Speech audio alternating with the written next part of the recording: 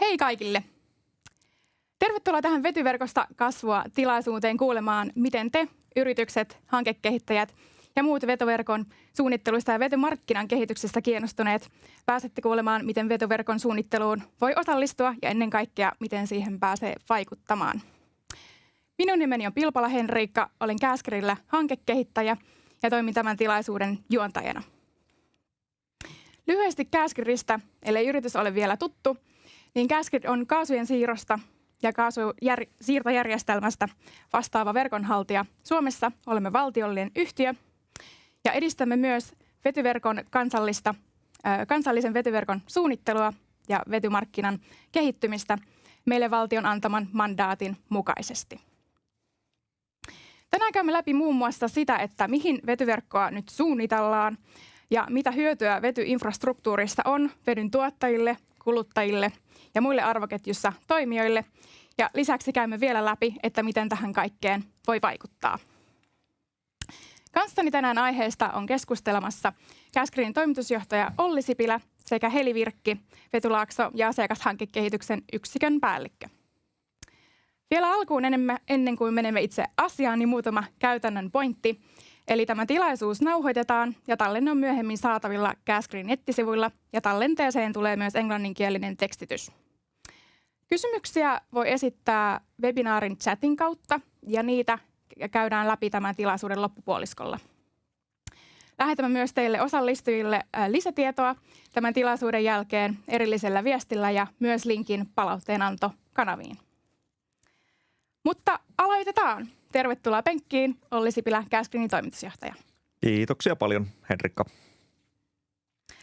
Ensin alkuun tällainen kysymys, että olet nyt ollut Käskerin toimitusjohtajana reilun 4 vuotta, niin miltä tässä vaiheessa matkaa näyttää ja tuntuu? No onhan tämä ollut aika vauhdikas matka, että jos sinänsä jo silloin 2020, kun Gasgrid perustettiin ja kaasumarkkina Suomessa avattiin onnistuneesti, niin se oli jo iso ponnistus henkilöstölle ja koko alalle, niin sitten siihen jos lisätään tämä Euroopan Green Deal ja energiakriisi ja siitä johdannaisena ollut tämä LNG-terminaalin maailman ennätysajassa tapahtunut toteutus Inkoossa ja nyt sitten Balticconnectorin yhtä nopea korjaus, niin onhan tämä ollut aika vauhdikas ja hieno matka, mutta ollaan me kyllä Suomena ja yhtiönä pärjätty tässä niin kuin tosi hyvin. Hienoa. Mutta sitten itse aiheeseen, eli miksi olemme täällä tänään, niin mikä on Suomen rooli tässä Euroopan vetytaloudessa? Joo, kyllä tämä niin kuin äsken, mitä mainitsin noista muutoksista, niin tämä on kiihdyttänyt tätä puhtaan talouden esiinmarssia globaalisti ja etenkin Euroopassa todella voimakkaasti. Ja Suomessa on valtava uusiutuvan ja puhtaan sähkön potentiaali. Paljon yli sen, mitä me nykyteollisuuden, nykyyhteiskunnan sähköstämiseen ja puhdistamiseen tarvitaan, ja se luo niin kuin kasvumahdollisuuksia. Ja tämä on tämmöinen uusi kokonaisuus, jota on ilo lähteä kehittämään. Mikä on sitten Käskerin rooli tässä muutoksessa ja kehityksessä? Kaikkea ei voida sähköstää. Meillä on liikenteen, meriliikenteen, lentoliikenteen, teollisuuden aloja, joita ei voi sähköstää. Ja siinä tarvitaan sitten vetyä ja uusia ratkaisuja sen johdannaiseksi. Ja tämän edistämisessä sekä sen itse vedyn tuotannon, vedyn käytön, varastoinnin, jouston lisäksi niin palvelu- ja teknologiasektorin kasvu, niin tämän kokonaisuuden edistämissä yhteistyössä, niin tämä on yksi niitä keskeisiä meidän uuden strategian kulmakiviä. Ja tavoitteena on, että 2030 mennessä meillä on Suomen kattava vetyinfrastruktuuri ja markkina osana energiajärjestelmää, joka kiihdyttää tätä puhdasta kasvua. Kyllä. No sitten miksi tämä putkisiirto, eli miksi luodaan tällaista vetyinfrastruktuuria, niin mikä on sen vaikutus ja mitä se mahdollistaa? Jos me mietitään niin kuin nykyaikaista energiajärjestelmää, mihin me ollaan 100-150 vuoden aikana tultu, niin tämä on aivan valtava energiamäärä, volyymi, tehon tarve. Ja mä uskon, että tulevaisuudessakin me tarvitsemme kilpailukykyistä, luotettavaa ja puhdasta energiaa näillä samoilla volyymeilla, että me pystytään yhteiskunnan eri palvelut turvallisesti ja toimivasti toteuttamaan ja teollisuus ja elämä pyörii. Ja tämä infrastruktuuri tuo siihen erilaisia ominaisuuksia, joko energian siirtämistä, joka tulee ole yhä niin kuin moninaisempaa johtuen siitä, että se on enemmän sääriippuvaista. Sitä tuotetaan eri paikoissa hajautuneemmin, mutta edelleen kuitenkin aika isossa mittakaavassa. Sen lisäksi juuri tästä sääriippuvaisuudesta johtuen erilaiset varastointi- ja joustoteemat nousevat ja siinä tämmöinen yhteen kytkeytynyt infrastruktuuri, putkistot vedyn tapauksessa ja metaanikaasujen tapauksessa sekä sähköverkosto, niin nämä luo semmoisen ominaisuuksiltaan turvallisen, tehokkaan ja hyvän markkinan investoida sen päälle. Mitä on vielä ne konkreettiset hyödyt, mitä markkinatoimijoille muodostuu? Mainitsitkin varastoinnin ja sen siirron mahdollisuuden. Onko vielä jotain muuta? Kyllä tämä mahdollisuus koskettaa niin kuin hirveän monta sektoria ja jos mä mietin vaikka yksittäistä konepajaa tai samalla koko niin kuin vaikka Suomen meriklusteria, niin annan esimerkin, niin tulevan parin vuosikymmenen, 30 vuoden aikana, niin Euroopassa useat tuhannet laivat joutuvat miettimään käyttövoimaratkaisunsa täysin uusiksi. Se tarkoittaa, että me varmaan tarvitaan uusia laivojakin, mutta myöskin erilaisia parannuksia läpi se arvoketjun. Niin tämä tuo koko esimerkiksi meriklusterille, teknologiavalmistajille, palveluyhtiöille siellä niin kuin aitoja konkreettisia mahdollisuuksia löytää uusia ratkaisuja tässä kokonaisuudessa. Toinen esimerkki on kaikista lähempänä meitä Gasgridia on tämä vetyinfrastruktuuri, että sitten kun toivottavasti tämän vuosikymmenen loppupuolella lähdetään rakentamaan ja rakennuttamaan niitä verkostoja, niin kuka ne 100 kilometrit rakennuttaa erilaisia palvelutarpeita siinä on valtavasti ihan sen laitteiden ja putkien ja kompressoreiden ja muiden lisäksi niin valtavasti. Eli nämä on niitä kasvumahdollisuuksia läpi Suomen, mitä tämä puhdas talous ja puhdas kasvu meille tarjoaa. Mainitsitkin sitten nämä arvoketjut ja osa on tätä rakennuttamista ja mitä kaikkia liiketoimintamahdollisuuksia on, niin pysähdytään hetkeksi tämän kaavion ympärille, että voitko vielä avata, että mitä kaikkea muuta on tässä vetytalouden arvoketjussa? Kyllähän tämä kuva näyttää, että kuinka valtavan kompleksinen ja iso muutos tämä on. Ehkä keskeistä siinä on, että Suomella pitäisi olla yksi kokonainen viesti tästä. Mikä on se meidän kilpailuetu? Meillä on sitä puhdasta kilpailukykyistä sähköä täällä.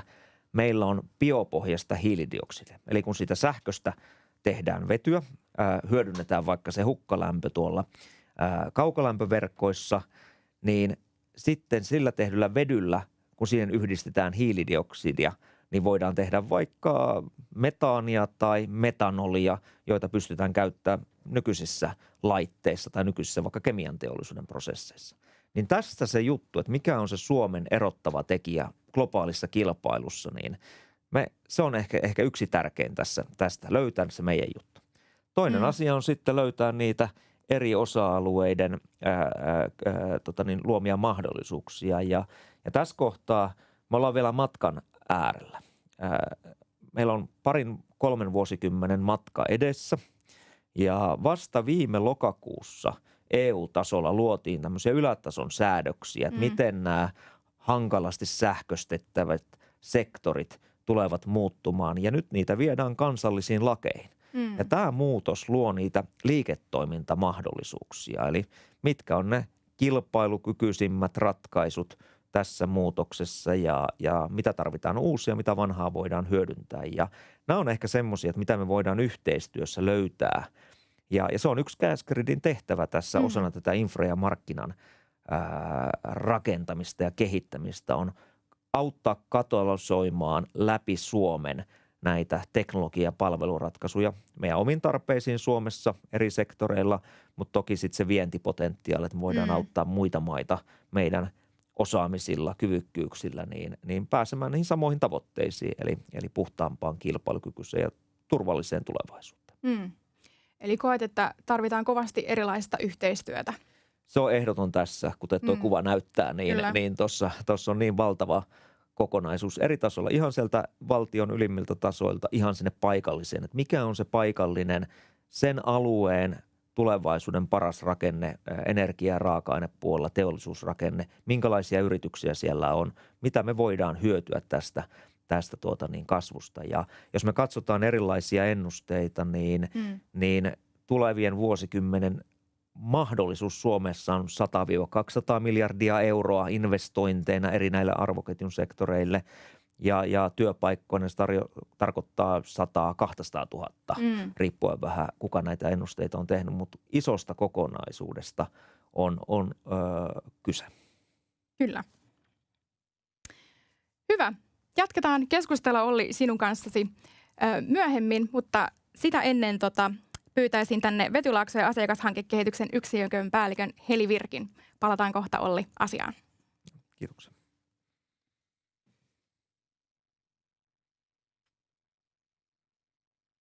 Sinne vaan paikalleen.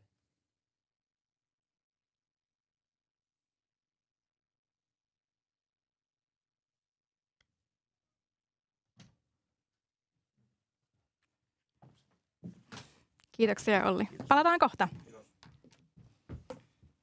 Moikka Heli. Moi Henriikka. Tervetuloa penkkiin. Kiitoksia.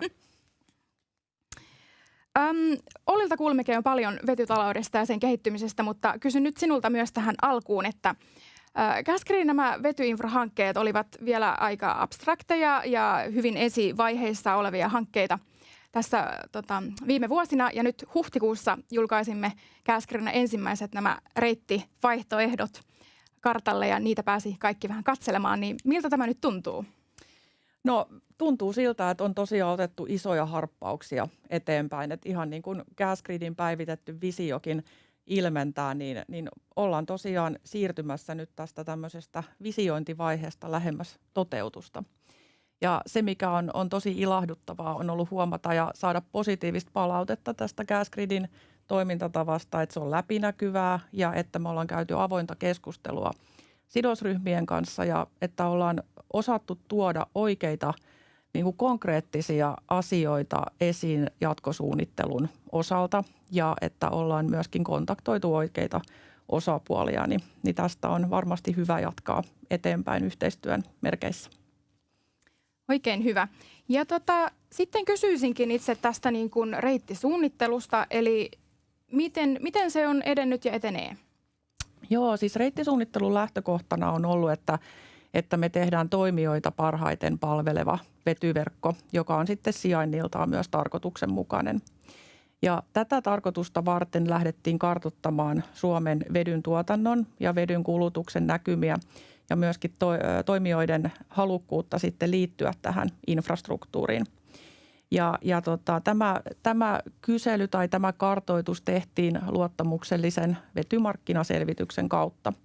Ja nyt ollaan tosiaan sitten saatu luotua tämmöinen ensimmäinen koko Suomen näkymä vetytalouteen, vedyn kulutukseen ja vedyn tuotantoon. Sitä ollaan nyt sitten viestitty ja sen kautta nyt sitten mennään eteenpäin tähän reittisuunnitteluun. Ja sen verran on vielä huomionarvosta, että tämä markkinakysely tulee nyt sitten olemaan auki jatkossakin ja tulee toimimaan meillä nyt sitten pääsääntöisenä reittisuunnittelun kanavana. Ja se on tosiaan kaikille teollisille toimijoille ja hankekehittäjille avoin. Ja paljon yhteistyötä tarvitaan alueiden ja yritysten kanssa ja tässä tosiaan fokusoidutaan siihen, että saadaan kehitettyä toimijoille parhaiten soveltuva ja heitä palveleva verkko. Oikein hyvä. Vielä tästä kartallakin näkyy vielä vähän tätä markkinakyselyn potentiaalia, niin mitä tästä voisi tehdä huomioita? No tosiaan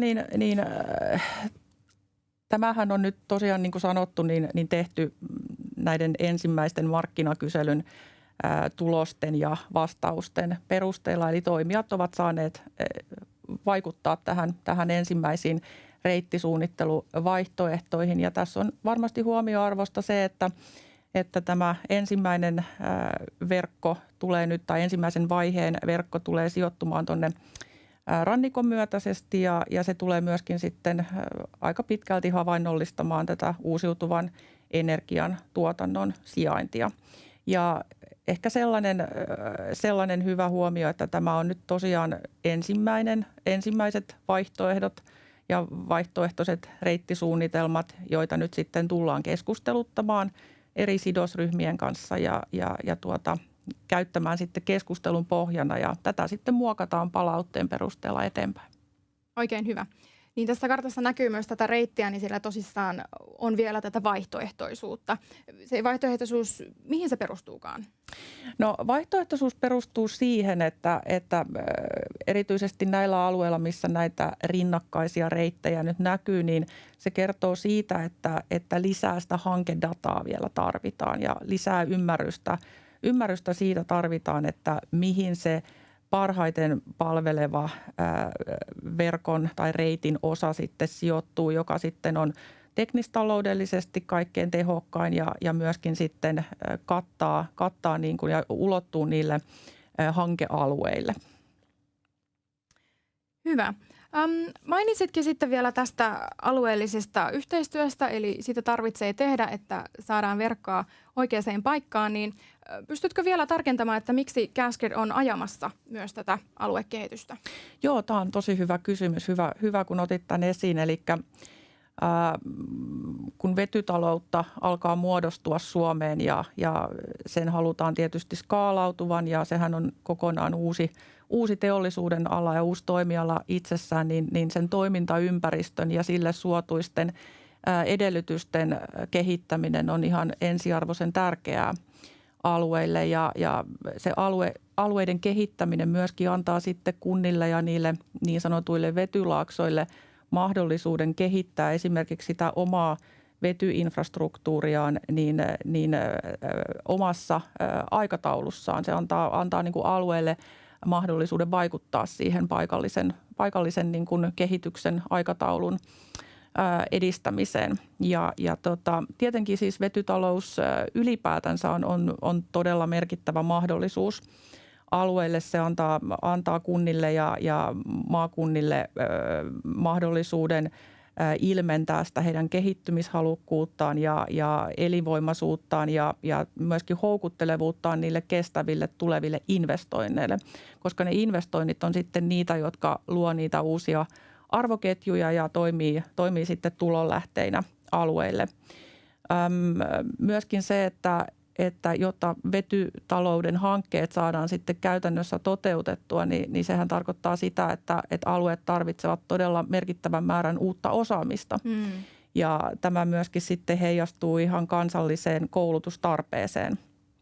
Ja ehkä vielä yhtenä huomiona on se, että toki sitten nämä paikalliset hankekehitysaikataulut on tärkeää niin kuin ajallisesti yhtenäistää sitten tämän infrakehityksen kanssa, jotta se saadaan sitten sujuvasti etenemään. Onko siis Gasgridin tapa toimia siis olla alueellisesti mukana sen yhteistyössä, mutta sitten samalla tehdä myös tätä niin kuin koko kansallista verkkoa? Pystyisikö vähän avaamaan, että miten se onnistuu? Kyllä, juurikin näin. Eli kyllä me nähdään, että Suomessakin niin vetytalous ja vetytalouden toiminnot, niin ne lähtee muodostumaan sieltä alueelta. Eli syntyy niin sanottuja alueellisia tai paikallisia vetylaaksoja, jotka sitten käsittää niitä arvoketjun eri toimintoja. Ja uskon, että Suomella näillä eri vetylaaksoalueilla on omia kehityspolkujaan, omia tavoitteitaan sen vetytalouden toteuttamisen suhteen ja myöskin sitten niitä paikallisia omia vahvuuksia. Että näkisin, että se Suomen kokonaisuus, mitä tulee vetytalouteen, niin se muodostuu tämmöisistä alueellisista osioista tai paloista, jotka jokainen niin kuin omalla tavallaan tuo niin kuin tietynlaisen kontribuution niin kuin siihen kokonaisuuteen. Oikein hyviä pointteja. Jos vielä kerrotaan, että miten nämä esitetyt reittivaihtoehdot ovatkaan sitten vielä muodostuneet. Joo, eli jos vielä tosiaan katsotaan tätä äsken näytettyä kalvoa, niin tämä Suomen kansallisen vetyverkon reitit on nyt muodostuneet sitten tämän markkinakyselyn perusteella ja myötäilevät aika pitkälti nyt sitten tuota rannikon seutua ja tämä toimii nyt sitten tämä kartta ja nämä reittivaihtoehdot nyt sitten meidän niin kuin jatkokeskustelujen pohjana ja antavat perustan sille niin kuin palautteen annolle. Ja se palaute on nyt tässä niin kuin keskeisessä roolissa sekä kuntatoimijoilta, maankäytöstä, kaavoituksesta ja sitten ihan sieltä yrityspuolelta, että mihin näitä hankkeita nyt sitten alkaa sijoittua, niin kaikkien panosta ja palautetta tarvitaan nyt sitten siihen jatkokehittämiseen. Siitä voidaankin jatkaa siihen, että miten markkinatoimijat ja muut alueelliset toimijat ovatkaan sitten voineet vaikuttaa tähän reittisuunnitteluun, niin pystyisikö vähän vielä tarkentamaan tätä palautteen annon tapaa? Joo, eli mä voin vaikka kertoa ihan siitä, että miten nyt on voitu vaikuttaa ja miten tulevaisuudessa voidaan vaikuttaa, niin tosiaan teolliset hankekehittäjät ja yritykset ovat voineet osallistua ja tuoda niin kuin tätä omaa näkemystään nyt sitten esille tämän markkinakyselyn kautta. Ja nyt sitten jatkossa sitten jatkamme keskustelutusta sitten sekä molempien, siis sekä kuntien että yritysten kautta. Ja meillä on nyt ensimmäiset reittikeskustelut kuntien kanssa meneillään, jossa sitten esitetään näitä alueellisia tarkempia reittejä, siis tarkempia kuin mitä tässä meidän esityksessä, että ihan karttapohjilla ja sitten esitellään myöskin sitten se palautteenantomekanismi tai palautteenantoprosessi. Ja kuntien kanssa se tapahtuu tosiaan nyt jo kesällä. Ja sitten me siirrytään syksyllä sitten tällaisiin paikallisiin yrityskeskusteluihin, jota pidetään sitten ihan fyysisesti eri paikkakunnilla. Ja kaikki tämä palaute kerätään sitten vuoden loppuun mennessä ja sitten käytetään niitä sen seuraavan vaiheen suunnitteluun, sen uuden reitin muokkaamiseen ja sitten jatketaan sen kanssa sitten eteenpäin ensi vuoden suunnitteluvaiheessa. Joo, oikein hyvä. Mainitsit nämä yritykselle kohdistuvat alueelliset tilaisuudet. Pystyisikö vielä kertomaan, mitä, missä, milloin? Joo, tosiaan niin tähän karttaan nyt on hahmoteltu 9 eri paikkakuntaa, missä Gasgrid tulee nyt sitten olemaan paikallisesti sit pitämässä näitä keskustelu- ja yhteistyötilaisuuksia tuossa ensi syksyllä. Ja nämä aikataulut nyt vielä tulee tarkentumaan, että missä tai oikeastaan, että milloin tarkemmin. Mutta sen verran siitä tilaisuuden tai tilaisuuksien sisällöstä voisin sanoa, että me halutaan, että siellä se paikallinen näkökulma ja ajatus siitä sen alueen vetytalouden kehityksestä tulee hyvin esiin. Et kerrotaan niistä alueellisen niin kuin vetytalouden tavoitteista ja vahvuuksista ja nähdään tosiaan, että tästä muodostuu sitten semmoinen koko Suomen vetytalouden yhteinen kartta. Ja näissä yrityskeskusteluissa ihan niin kuin näissä kuntien kanssakin käytävissä reittikeskusteluissa niin tullaan tosiaan niitä karttoja katsomaan alueellisesti ja sitten pyytää palautetta. Ja palautetta voidaan sitten antaa sinne ensi vuoden loppupuolelle asti ja sen jälkeen niitä sitten lähdetään käyttämään siellä meidän teknisessä ja reittisuunnittelussa ja hyödyntämään sitten niin kuin seuraaviin vaiheisiin.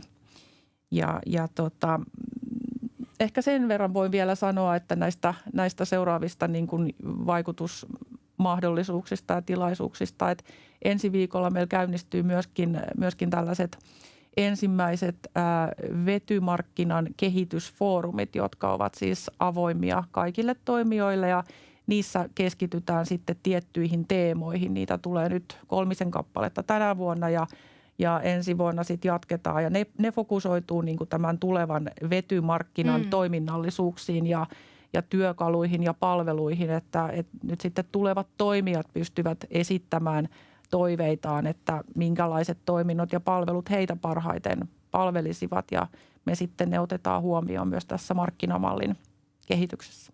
Niin, eli mitä on vielä avoimia kysymyksiä ja mitä tarvii yhteisesti selvittää. Juuri näin. Oikein hyvä. Sitten voisin vähän kysyä tästä gas greenin infrasuunnittelun laajemmasta aikataulusta ja miltä kokonaisuudessa se nyt näyttää?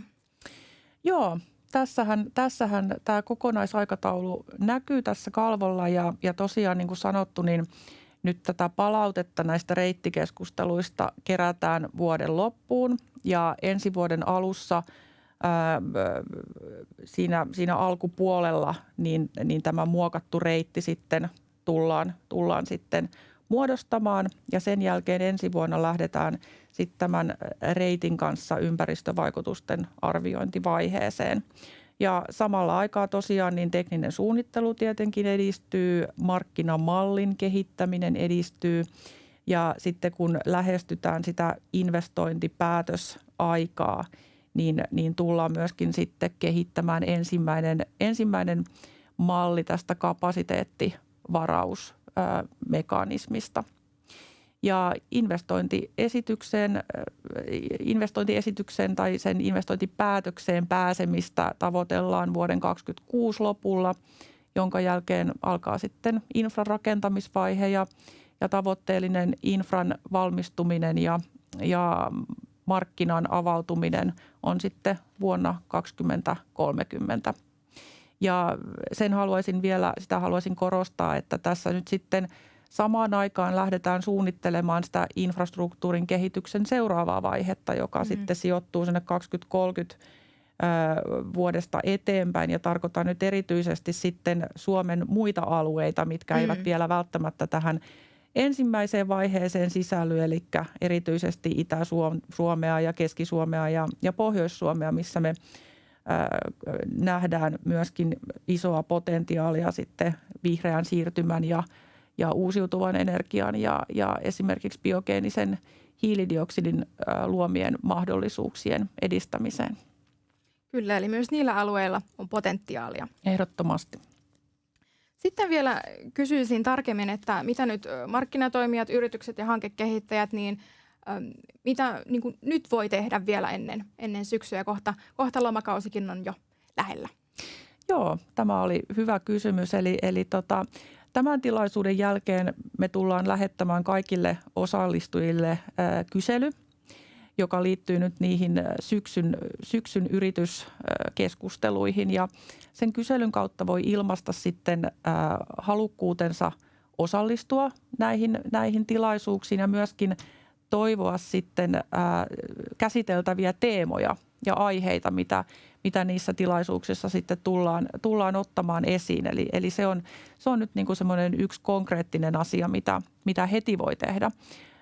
Niin kuin sanottu, niin markkinakysely on edelleen auki. Me toivotaan tietysti sinne lisää hanketietoa ja myöskin olemassa olevan hanketiedon päivitystä voi tehdä, mikäli hankedata on päivittynyt. Ja sitten kesän jälkeen niin me tullaan kyllä sitten myöskin lähtemään systemaattisesti käymään läpi tätä markkinadataa,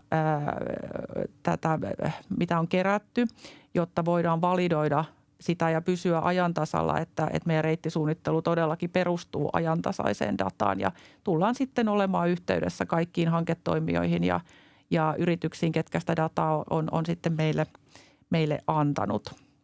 Ja ehkä yleisesti nyt vielä voin sitten toivoa, että mitä kaikki voivat tehdä, niin totta kai toivotaan, että kaikki yritykset ja vetytalouden investointien ja hankkeiden kehittäjät aktiivisesti vievät eteenpäin niitä hankkeita ja investointeja sinne investointipäätöksiä kohden ja niiden yli, jotta saadaan sitten vetytaloutta ja sen kasvuvauhtia kiihdytettyä ja skaalattua vielä nopeammaksi.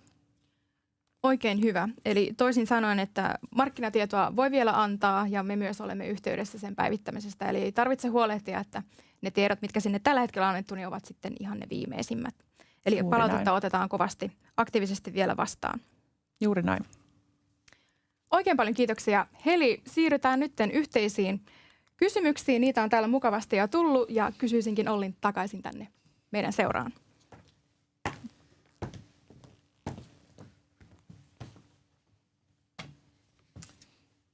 Täällä on mukavasti tullutkin jo kysymyksiä ja kysyisin ehkä ensimmäisen täältä on tullut sellainen ja osoittaisin tämän Ollille. Eli miten huolehditaan siitä, että vetyä voitaisiin viedä myös Suomen ulkopuolelle, jos tarvetta jää oman tarpeen lisäksi? Ja suunnitteleeko Gasgrid esimerkiksi vetyinfraa myös vaikka Saksaan? Suomessa on puhtaan sähkön potentiaali niin valtavasti, että meidän ei oikein tarvitse pohtiakaan, että käytetäänkö itse vai viedäänkö tai tuodaanko. Vetyä kyllä ja sähköä riittää. Ja meidän tavoitteena on tehdä Suomen infran lisäksi tämmöinen laajempi markkina, koska se parantaa investointiolosuhteita Suomessa.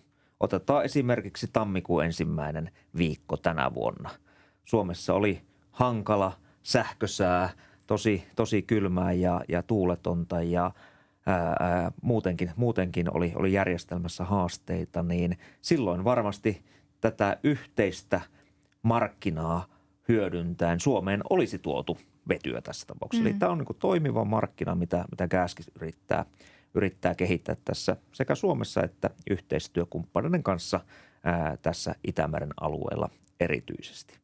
Ja tätä kysymystä aina nousee ja monesti pohdin, niin on analogiana tullut mieleen vaikka metsäteollisuus, että koska meillä on tuolla kuvissakin näkyvää tätä kansallista erinomaista raaka-ainetta valtavasti yli sen oman tarpeen, niin on ollut järkevä sekä omaan tarpeeseen että myöskin tämmöisen laajempaan markkinaan, mikä löytyy kansainvälisestä kentästä, niin jalostaa sitä. Ja se on ollut se hyvinvoinnin pohja tällä ja viimeisillä vuosikymmenillä ja sama on mahdollista myös tässä vetytaloudessa niin jatkossa. Ehkä kysymyksenä vielä jatkaisin tähän, että onko Gasgridillä jotain infraprojekteja, jotka ovat niitä kansainvälisiä? Joo, Gasgrid on mukana 3 rajat ylittävässä yhteistyöhankkeessa Itämeren alueella. Yksi on tuolla Perämeren alueella Ruotsin kanssa ja 2 suuntautuu sitten tuonne etelään. Toinen menee Baltian maiden kautta ja toinen sitten Itämeren läpi. Ja yksi semmoinen hyöty, mikä tämän markkinoiden yhdistämisessä on, niin on ne varastot. Keski-Euroopasta löytyy merkittäviä kaasuvarastoja, joita Suomen kalliossa ei ole, niin niitä voidaan hyödyntää. Toinen on sitten se, että näiden yhteistyöhankkeiden kautta toivotaan, että päästään hyödyntämään myös esimerkiksi EU:n rahoitusmekanismeja. Ja on ollut hienoa huomata, että nämä kaikki 3 Gasgridin yhteistyöhanketta on mukana tämmöisessä EU:n tärkeiden projektien ohjelmassa, jotka nähdään, että ne on keskeisiä tämän muutoksen edistämisessä. Täällä onkin itse asiassa tähän liittyvä vielä jatkokysymys, että mikä on tämän rahoituksen tilanne? Gasgrid on hakemassa tätä EU-rahoitusta. Onko siellä jotain tiettyä aikataulua nyt? No totta kai sitä yritetään tehdä nyt ja tässä jatkossa. Eli tänä vuonna on yksi hakuohjelma päättyy loppuvuonna ja siihen tehdään hakemuksia, mutta se varmasti jatkuu. Ja toivotaan, että myös tätä kautta niin saadaan sitä rahoitusta. Toki myöskin investorit ovat ilolla ottaneet vastaan tänä vuonna olleessa kehysriihessä tulleen päätöksen, että tarvittaessa myös valtio osallistuu Gasgridin ja Fingridin rahoittamiseen, jos tämä kriittisen infrastruktuurin kasvua tukevan infrastruktuurin ja markkinoiden luonti sitä tarvitsee. Hyvä tilanne ja nämä viestit ovat olleet hyviä tuonne markkinoille päin. Oikein hyvä. Sitten täällä on tullut kysymys ehkä enemmän liittyen vetymarkkinaan ja sen toimintaan. Täällä on sellainen, että miten vedyn myynti vetyverkon kautta tapahtuu? Tuleeko se toimimaan vastaavasti kuin sähköpörssi? Pystyisikö Heli vaikka tästä aloittamaan? Tämä on hirveän hyvä kysymys ja tätähän meilläkin nyt on alettu pohtia, että miten se markkina sitten oikeasti tulee toimimaan. Jos verrataan tulevaa vetymarkkinaa sähkömarkkinaan tai sitten olemassa olevaan maakaasumarkkinaan, niin toki me nähdään, että siitä tulee paljon monimuotoisempi ja kompleksisempi. Eli kun puhutaan niin sanotusta sektoriintegraatiosta, eli vedyn tuotanto ja kulutus tulee voimakkaasti liittymään tähän uusiutuvan sähkön tuotantoon ja sitten myöskin sitten loppukäytöissä esimerkiksi kaukolämmön tuotantoon ja vaikka liikennöintiin, niin on varmasti aiheita tai toimintoja, joita voidaan ottaa sieltä sähkömarkkinasta ja maakaasumarkkinasta ja mekanismeja, mutta tästä tulee niin kuin ihan oma toimiva markkinansa, jota pitää niin kuin kehittää sen niin kuin niiden uusien toimijoiden lähtökohdista ja tarpeista. Eli niin kuin yksi yhteen ei pystytä kopioimaan niin kuin olemassa olevaa markkinaa, koska myöskin niin kuin nämä loppukäyttäjät ja tuottajat, niin heidän niin kuin heidän tarpeensa on hyvin erilaisia kuin sitten näillä olemassa olevilla markkinoilla ja nimenomaan niin halutaan lähteä tekemään semmoinen markkina, missä on niitä toimintoja, jotka sitten parhaiten palvelee niitä vetyarvoketjun tulevia osapuolia. Jos mä saan tuohon lisätä, niin juuri noin. Ja se, mikä meidän niin kuin aivan tärkein tavoite on, että toiminta on niin kuin mahdollisimman markkinaehtoista ja teknologianeutraali. Me halutaan tehdä sinne arvoketjun, onko se sen energian tuottaja, aina sinne ihan loppukäyttäjän saakka ja jalostaa eri sektoreilla, niin mahdollisimman hyvät investointiolosuhteet yksityiselle sektorille ja tehdä sitä yksityisestä kasvusta mahdollisimman suuria. Ja tässä uskotaan myös, että niin Gasgrid kuin koko energiasektori, sähkö, erilaiset kaasut, niin me yritetään luoda mahdollisimman hyvää kasvualustaa näille uusille ja miksei myöskin vanhoille sektoreille niin toimia mahdollisimman markkinaehtoisesti ja kannattavasti. Oikein hyvä. Sitten vähän toiseen aiheeseen. Täällä on tullut kysymys. Toivotetaan hyvää aamupäivää, oikein ihanaa. Mutta Gasgrid aloittaa nämä alueelliset maakunnalliset infot vetysektorin yritykselle ja hankekehittäjille nyt syksyllä 2024. Niin milloin aikataulut ja paikkakunnat tarkentuvat ja toivotetaan myös tervetulleeksi Itä-Suomeenkin? Pystyisikö Heli vastaamaan? Joo, nämä on ihan juuri nyt meidän Gasgridiläisten pöydällä tämä aikataulutuksen tekeminen ja me lähdetään nyt tosiaan kehittämään näitä alueellisia tilaisuuksia voimakkaassa yhteistyössä siis nyt sitten näiden tulevien vetylaaksojen ja alueellisten toimijoiden kanssa, että meiltä varmasti ensimmäiset päivämääräehdotukset sinne alueellisille kontakteille lähtee tässä ennen kesälomia ja toivon, että siinä heti elokuussa niin saadaan niitä sitten julkaistua, että saadaan semmoiset toimivat päivämäärät kaikille, niin mahdollisimman nopealla aikataululla kyllä edetään. Hyvä juttu.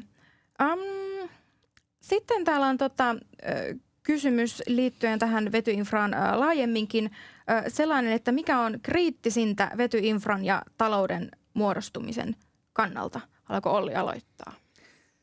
Kyllä mä odotan todella paljon, että nyt alkaa, kun EU-tasolla nämä vaikeasti sähköstettävien sektoreiden suuntalinjat ja tavoitteet on luotu tuleville vuosikymmenille. Se iso kasvu niiden kautta alkaa 2035 tasolta, mutta merkittäviä asioita voi tapahtua ennen sitä. Niin miten tässä lähivuosina nämä lait kehittyy ja sitä kautta se käyttöpään kyky investoida, kyky tehdä sopimuksia niin sanottuja off-take-sopimuksia erilaisia.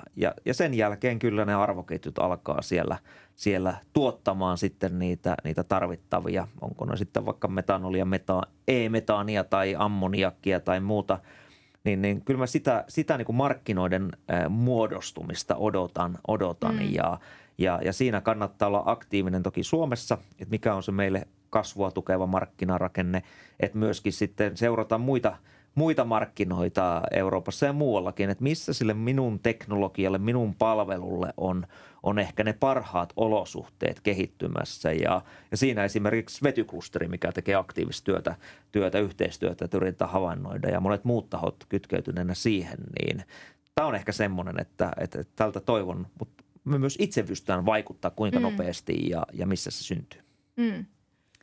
Mitä taas Heli on mieltä, mikä on kriittisintä? No kyllä mä olen ihan samoilla linjoilla Ollin kanssa, että ne investoinnit on niin kuin siinä keskiössä ja niiden eteenpäin vieminen ja saattaminen sinne positiivisiin investointipäätöksiin ja siitä sitten eteenpäin.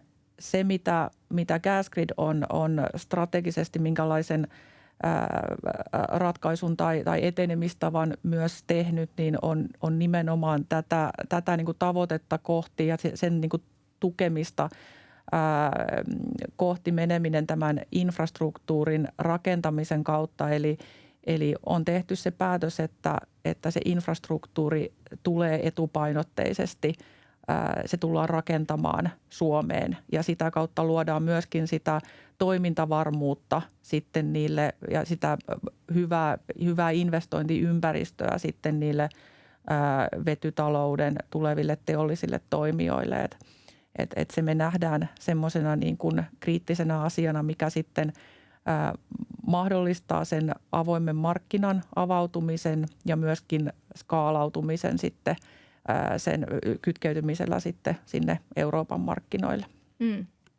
Nyt kun puhuttiin näistä Euroopan markkinoistakin, niin täällä on kommentteja liittyen myös siihen, että toivotaan, että Gasgrid ei pelkästään keskity siihen vientimahdollisuuteen, vaan myös kulutusta ja käyttö on täällä Suomessa ja lisäarvoa voidaan luoda myös täällä.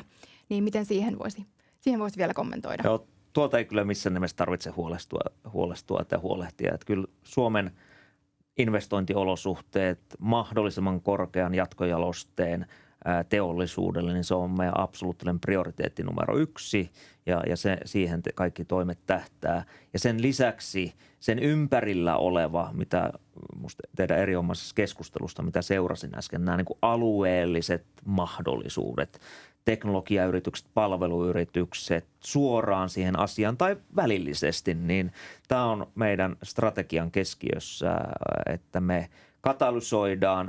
Me ollaan vaan yksi palanen tässä kokonaisuudessa, mutta me voidaan yrittää tehdä tätä katalysointia tässä siltäkin osin ja se on hyvin isossa keskiössä meillä, koska me uskotaan niihin alueellisiin vahvuuksiin ja siellä olevat yritykset kyllä löytää ne parhaat liiketoimintamahdollisuudet tästä. Niin tämä on se, siitä ei tarvitse olla huolessa, että mikä meidän fokus on. Oikein hyvä. Sitten on tarkempi kysymys liittyen infrastruktuurin aikatauluun. Onko siis tarkoitus, että tehdään yksi investointipäätös koko putkireitille vai tehdäänkö putkireitti ja investointipäätökset osissa? Ollaanko vaikka Olli aloittaa? No meidän ajatus tuo, mitä äsken oli niitä aikatauluja, niin meidän tavoitteena on, että 2026 meillä on kyky tarvittaessa tehdä se investointipäätös tästä koko Suomen infrastruktuurissa. Tapahtuuko niin? Yritetään yhdessä tehdä se, että se tapahtuu, koska silloin se luo niitä kasvumahdollisuuksia. Toisaalta tapahtuuko se sitten osissa, sekin on mahdollista. Esimerkiksi näiden äsken keskusteltujen laaksojen kautta. Mutta meidän tavoite on, että me mahdollistetaan näitä päätösoptioita sekä toki yhtiölle, mutta myös Suomelle tässä ja eri toimijoille. Ja luodaan sitä ennakoitavuutta siinä. Meillä on kuultu tuottajilta ja käyttäjiltä ja eri muilta taholta rahoittajilta, että se ennakoitavuus on ja siihen me tavoitellaan, että meillä on sitten 2026 kyky tehdä se päätös ja kyky kertoa, että jos se päätös tehdään, niin 2-3 vuoden päästä teillä asiakkaat on käytössä tämä infra, niin tämä on se meidän tavoite. Oikein hyvä. Sitten on infran rakentamiseen liittyvä kysymys täällä, eli miten infran rakennuksessa ja vetytalouden toteutuksessa otetaan huomioon ESG-näkökulmat? Mitä olet, Heli, mieltä tästä? No, uskon, että se tulee sieltä hyvin paljon niin kuin lähtee niin kuin jokaisesta toimijasta itsestään. Et kyllähän niin kuin vetytalous jo sinänsä niin lähtee siitä niin kuin kestävän kehityksen ja kestävien niin kuin kriteeristöjen pohjalta toteutumaan. Ehkä sitä haluaisin vielä niin kuin korostaa, että Suomen alueet ovat erinomaisesti jo nyt järjestäytyneet ja tietoisuutta on todella paljon liittyen siis ylipäätänsä vetytalouteen ja sen tuomiin mahdollisuuksiin ja se, että miten alueet ovat niin kuin lähteneet kokoamaan niitä omia joukkojaan ja tunnistamaan niitä omia mahdollisuuksiaan niin kuin luoda sitä yhteistä niin kuin toimintaympäristöä ja sitä kehitysmahdollisuutta. Me ollaan niin kuin, siis Euroopan kontekstissakin, niin Suomi on kyllä niin kuin tosi hyvin lähtenyt tässä liikkeelle. Että nyt kun näiden alueiden kanssa on ollut tekemisissä, niin todella hienosti on niin kuin, lähdetty niin kuin viemään asioita eteenpäin ja meillä on erinomaiset valmiudet ja edellytykset niin kuin mennä näissä aikatauluissa kyllä eteenpäin. Ja nimenomaan mitä tässä sanottiin aikaisemmin, niin tästä niin kuin mennäänkö osissa vai kokonaisuutena, niin myöskin tämä meidän tekemä niin kuin alueellinen yhteistyö niin mahdollistaa tosiaan sitä niin sanottujen vetylaaksojen niin kuin omaa kykyä nopeuttaa sitä omaa alueellista esimerkiksi infrastruktuurin kehitystä. Eli todennäköisesti tullaan menemään niin kuin aluekohtaisesti, mutta sitten niitä alueita myöskin yhdistäen. Mutta palautetta vaan niin kuin Suomen näkökulmasta ja alueiden näkökulmasta, että me ollaan hyvässä asemassa. Tuohon lisättynä niin ESG eli kaikenkaltainen vastuullisuus on syvälle integroitu Gasgridin toimintaan jo heti sieltä alusta alkaen ja muistaakseni pari vuotta sitten jo tehtiin muun muassa selvitys, että mitkä on vedyn siirron ilmastovaikutukset ja tämmöiset tieto syöttää sitten meidän suunnitteluprosesseihin. Tuossa pari päivää sitten törmäsin meidän toimiston käytävällä kollegaan, joka kertoi, että meillä on ollut juuri meneillään tämmöinen laaja turvallisuusworkshop siellä missä tunnistetaan niin kuin hyvin laajasti erilaisia turvallisuuskysymyksiä, mitä tässä tapauksessa vetyyn liittyi, todennäköisiä ja epätodennäköisiä kaikkea, jotka tulee syöttää sinne suunnitteluun. Ja juuri ennen tätä tilaisuutta tulin yhden palveluyrityksen kanssa keskustelussa, jossa keskusteltiin, että minkälaisia muun muassa heillä on niin kuin näkökulmana itse näihin projektiin tulevaa ESG-näkökulmaa, mutta myöskin niin kuin ihan yrityksen toimintaan liittyviä palveluita. Eli tämä on ehkä hyvä niin kuin esimerkki siitä, että myös tämä ESG-teema luo mahdollisuuksia palvelusektorille tässä osana tätä murrosta. Oikein hyvä. Sitten on täällä kysymys vedyn varastoinnista. Täällä on kommentti, että vetylaakson ja talouden kehittymisen kannalta suuren kokoluokan vetyvarastolla on jopa suurempi rooli kuin itse siirtoputkella. Suomen osalta kyseessä tulee siis kallioluolavarastot. Miten Gasgrid näkee roolinsa varastojen osalta? Jääkö varastojen rakentaminen ja operointi yritysten vastuulle? No me toivotaan, että mahdollisimman hyvät markkinaolosuudet luodaan, että kaupalliset toimijat tuottavat erilaisia palveluita energiajärjestelmään ja varastot, joustot, ne on yksi niitä näihin niitä mekanismeja suunnitellaan ja varastoja tullaan tarvitsemaan niin kuin tulevaisuuden energiajärjestelmässä kaikissa muodoissa, eli tämän tyyppiset niin kuin esimerkiksi Suomeen voidaan tehdä ehkä lyhyen aikavälin kalliovarastoja, putki-infrastruktuuri on varasto, sitten Euroopassa olevat tämmöiset maakerrostumakallivarastot, sitten myös ne jatkojalosteiden varastointikyky. Mä uskon, että tässä niin kuin tarvitaan nykyisen energiajärjestelmän varastointikyvyksi kaikkea muutakin lisää. Ja me yritetään tehdä siihen mahdollisimman hyvät hinta- ja investointisignaalit, sanotaanko näin. Eli toivotaan, että markkinat hoitaisivat tämän, kun me yhdessä toki sitten kaasumarkkinoilla, mutta koko energiajärjestelmässä, mihin kuuluu myös etenkin sähkö, niin kyettäisiin luomaan niitä markkinarakenteita, että yksityiset pystyisivät nämä tekemään. Mä voisin ehkä jatkaa vielä tähän, että Gasgridhän on kuitenkin mukana tällaisessa yhteistutkimushankkeessa, mikä juuri vähän aikaa sitten aloitettiin, jossa nimenomaan on tarkoitus tutkia Suomen mahdollisuuksia Suomessa rakentaa tällaisia päällystettyjä kalliovarastoja. Me ollaan siinä aktiivisesti mukana tämän reittisuunnittelun tuoman tiedon näkökulmasta, tuomassa sitten niin kuin ikään kuin antamassa niin kuin tietoja sieltä puolelta, että mitkä voisivat olla niitä niin kuin soveltuvia kohteita tai soveltuvia alueita. Eli haluamme kuitenkin pysyä niin kuin tiedon niin kuin päällä ja saada se ymmärrys, että missä esimerkiksi tämä varastointikeskustelukin menee ja aktiivisesti osallistutaan kyllä näihin keskusteluihin, että voidaan sitten myöskin tehdä hyvää yhteistyötä myöskin niin kuin tällä alueella. Kuulostaa hyvältä. Gasgrid on siis monessa mukana. Vielä Heli, sinulta kysyisin tällaisen kysymyksen, kun on tullut, että milloin tulee ympäristövaikutusten arviointiohjelma? Meidän tekninen suunnittelu on indikoinut, että tämän kyseisen aikataulun perusteella, mitä tässä nyt näytettiin, niin tämä ympäristövaikutusten arviointi alkaisi vuoden 2025 aikana. Tämä on se työsuunnitelma ja siihen sitten tietenkin sisältyy myöskin alkavat luvituskeskustelut. Oikein hyvä. Ehditään vielä yksi kysymys ennen kuin joudumme lopettelemaan, niin osoitan sen Ollille ensiksi. Eli täällä on kysymys, että tarkastellaanko vetyjärjestelmää erillisenä maakaasujärjestelmästä? Onko vetyverkosta kytkentää maakaasuverkkoon esim. Synteettisen maakaasun luonnin kautta? Nähdäänkö tämän kautta vetyverkoston laajentumista?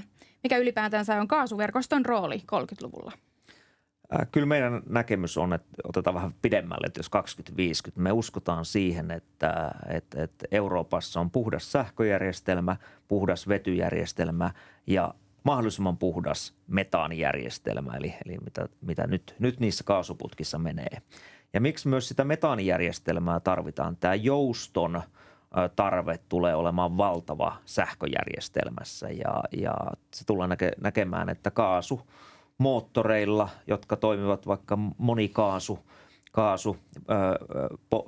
sekoituksilla, onko se sitten metaania, biometaania, synteettistä metaania tai vaikka vetyäkin sekoitettuna, niin niillä tulee olemaan rooli tässä energiajärjestelmässä pitkälle tulevina vuosikymmeninä.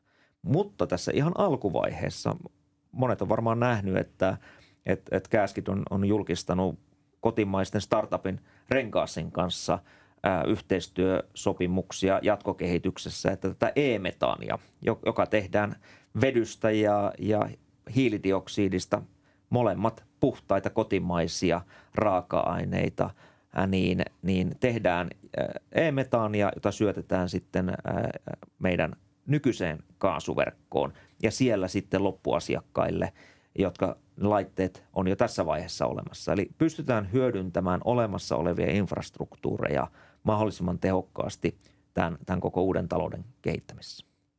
Ja ehkä jos mietitään sen toimijan kannalta, niin tämähän luo erinomaiset mahdollisuudet sitten näiden uusien puhtaiden polttoaineiden tuottajille, että heillä on mahdollisuus esimerkiksi juuri tämän mainitun e-metaanin suhteen, esimerkiksi sen tuotannon suhteen, niin liittyä sekä sen vedyn tuotannon osalta tai vedyn kulutuksen osalta siihen tulevaan vetyinfrastruktuuriin ja sitten taas tämän lopputuotteen siirron osalta sitten siihen metaaniverkostoon, että tässä on paljon mahdollisuuksia nyt sitten tuleville uusille ja nykyisille toimijoille. Oikein hyvä. Aika rientää, niin emme enää kysymyksiä pysty ottamaan. Täällä on oikein hyviä kysymyksiä tullut. Mutta kysyisin tähän vielä teiltä haastateltavilta loppuun, että mitä erityisesti toivoisitte, että kuuntelijat ottaisivat mukaan tästä tilaisuudesta? Heli, aloitetaan sinusta. Joo, mä haluaisin kyllä korostaa sitä että nyt on tosiaan niin kuin lähdetty selkeästi etenemään kohti niin kuin sitä toteutusta näiden ensimmäisten vaihtoehtoisten reittiluonnosten kautta. Ja haluaisin korostaa, että ne ovat nyt ensimmäisiä. Ne ovat niin kuin keskustelun avaus. Niiden myötä halutaan aktivoida sekä kuntia että sitten hankekehittäjiä ja yritystoimijoita, ja ne toimivat nyt niin kuin keskustelun avaajana, ja niitä lähdetään nyt sitten hyvässä yhteistyössä sitten muokkaamaan, jotta saadaan se kaikkien tulevien toimijoiden tarpeita vastaava vetyverkko kehitettyä ja rakennettua. Oikein hyvä. Mitäs Olli? Mitä haluaisit kuuntelijoiden muistavan? Samaan teemaan, mutta vähän ehkä sillä pikkusen laajemmalla teemalla. Eli se on sillä linjoilla oleva yritys, edustamasi taho, niin voit aidosti vaikuttaa tällä hetkellä. Ja tämä tulee kestämään vähän aikaa tämä matka ja tämä lähtö. Tämä on todella nopea ja iso murros, mikä on nyt käynnistynyt juuri. Niin kannattaa sitä pitkäjänteisyyttä siinä, että mikä on se minun rooli, minun edustamani tahon rooli nyt tulevaisuudessa ja miltä minä haluaisin sen toimintaympäristön näyttävän, että minulla olisi mahdollisimman hyvä rooli, vaikka sen, että infra menisi läheltä tai tämän tyyppisiä ratkaisuja hyödynnettäisiin laajasti, niin tämä yhteistyöhuomio sinun kannaltasi, nyt on aika vaikuttaa, niin ole aktiivinen, niin tämä on ehkä semmoinen pääviesti, mitä niin kuin korostan. Ja se, että se jatkuu pitkäjänteisesti, niin vielä alleviivaan uudemman kerran. Oikein hyvä. Kiitoksia teille vastauksista. Kiitoksia paljon kysymyksistä kuuntelijoille. Ja vielä loppuun muutama sana meistä ja miten tästä eteenpäin. Eli lähetämme teille palautekyselyyn linkin tämän tilaisuuden jälkeen ja myöskin nämä materiaalit. Ja tallenne tulee saataville sitten myöhemmin Gasgridin nettisivuille. Ja meidät Gasgridit tavoittaa muun muassa tuolta Suomi-areenalta. Olemme siellä mukana juhannuksen jälkeen. Ja lisätietoja Gasgridistä, meidän tapahtumista ja tästä meidän kansallisen vetyverkon kehityksestä ja muita yhteystietoja niin löytyy Gasgridin nettisivuilta. Ehkä loppuun vielä, että meidän tavoite oli tänään kertoa teille, että miten vetyverkoston suunnittelu etenee, miten vetymarkkinan suunnittelu etenee, minkälaisia selvityksiä tehdään. Ja erityisesti haluttiin, että saataisiin yhdessä luotua tällaista aktiivista yhteistyötä vielä vahvemmin kuin mitä sitä jo nyt on olemassa. Että saadaan luotua meille kaikille sellaista uutta energian kautta tapahtuvaa kasvua. Eli oikein paljon kiitoksia vielä ja erinomaista ja aurinkoista kesän jatkoa. Ja jatketaan näitä keskusteluja seuraavissa tilaisuuksissa ja muissakin keskusteluissa. Kiitoksia ja näkemiin.